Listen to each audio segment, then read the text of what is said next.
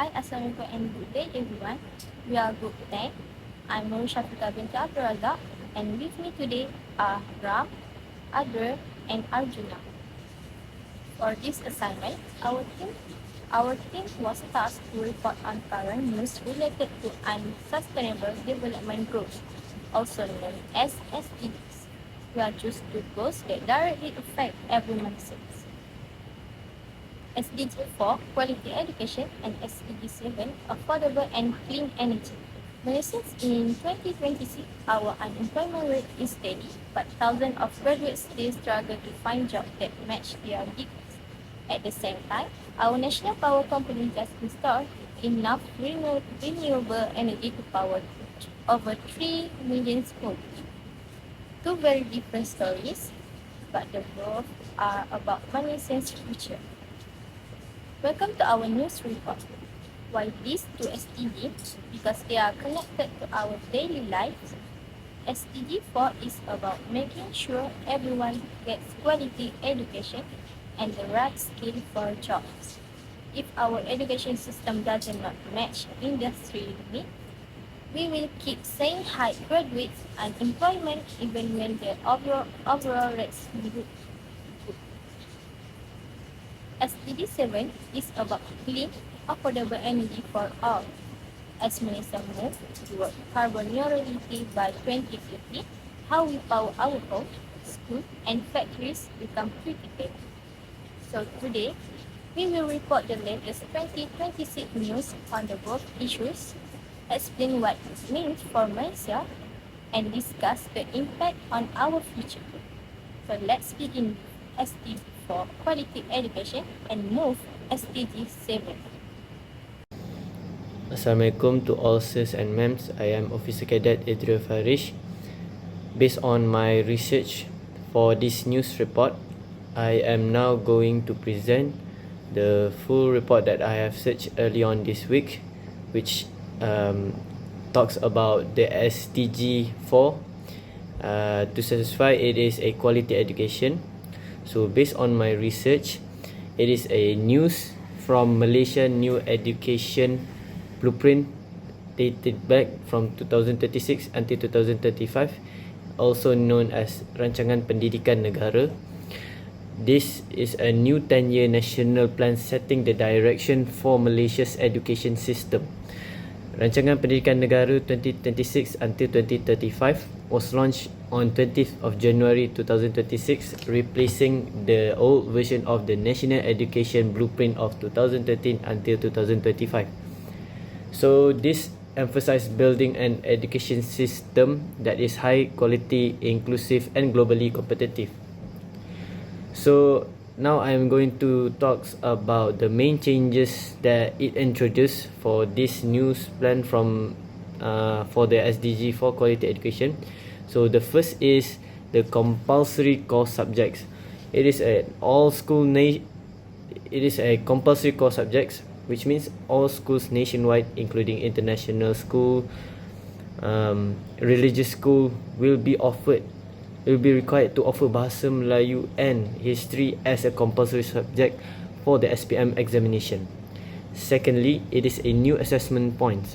Pupils will be assessed in Bahasa Melayu, English, Science and Mathematics in Year 4 and in the same subjects plus History in the Form 3. So for the third main changes it introduced was earlier schooling. So preschool will begin at age 5 and voluntary registration for year 1 will be available for 6 years old starting in 2027. So lastly, it is for stronger link to higher education, which launched alongside it was the higher education plan, and one of its most significant changes is the transfer of pre-university direction, including STPM from the Ministry of Education to the Ministry of Higher Education, to streamline the move from secondary to Tier 3 level. Also, subjects covering the Federal Constitution and Malaysian history will be compulsory in all public and private universities starting this year. So, I picked the news from this source. I picked the news from Perdana Leadership Foundation, which talks about the Malaysia's education blueprint dated back from 2036 till 2035 by Nurul Humaira Kamaruzaman in 21 January of 2026. That's all from me. Thank you. Today, I want to address SDG 7, which is affordable and clean energy. When we talk about clean energy, many of us imagine large solar farms and complex wind turbines along with a swift move towards electric cars. But beyond the eye-catching headlines is a shocking reality, which is the growing global divide. SDG 7 is defined by this harsh dichotomy. On one side, we are witnessing a rapid transition to renewable energy technologies by developed countries. On the other side, an acute and worsening energy poverty in developing regions. Some regions of the world are racing into a green future while others remain in complete darkness. As reported in the latest updates directly from the UN website, there is a big energy access divide. While the total number of people living without electricity worldwide has sharply declined over the years, which sounds like a success story, there has been unequal progress. For Africa, we are seeing a complete stagnation in energy infrastructure. Currently, there are over 580 million people who still do not have electricity in Africa. Infrastructure development has not been able to keep pace with the quickly growing population. This lack of access affects more than just lighting. It limits opportunities for education, healthcare, communication, and economic growth. Without reliable electricity, many communities struggle to improve their quality of life and participate fully in modern society.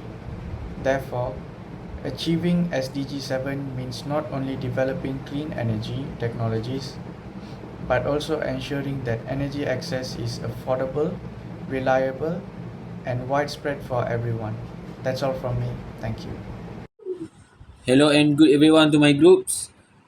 I will tell you about the conclusions of the previous discussion on SDG 4 and SDG 7. In summary, focusing on SDG 4 and SDG 7 allows us to look at global development through two of its most critical lenses, human capability and physical infrastructure. We cannot build a sustainable future without knowledge to design it, nor can we power modern classroom without clean and reliable energy. By bridging quality education and clean energy, goals are just separate check boxes on lists. They are the spark and the fuel that will drive the next generation forward. That's all. Thank you.